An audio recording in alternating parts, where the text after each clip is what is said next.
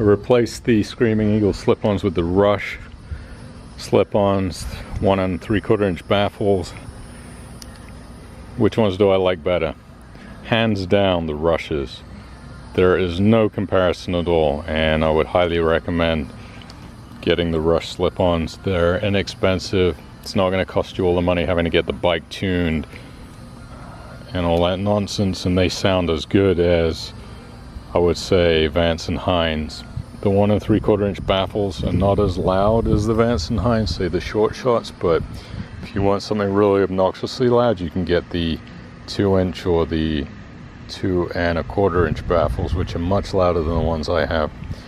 But absolutely, when I got this bike, it came with the Screaming Eagle slip-ons, and I would say they're only about 25% louder than the stock pipes, and I just don't know why people would put those on.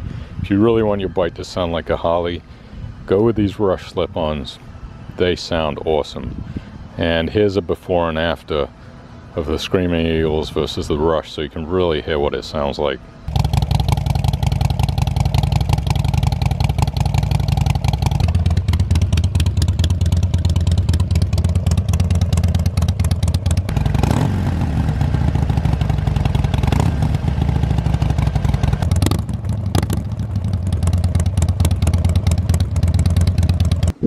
What do you think? What do you think? Which ones do you like better, the Rush or the Screaming Eagles? Which ones? Do you like the Rush or the Screaming Eagles? She likes the Rush, for sure.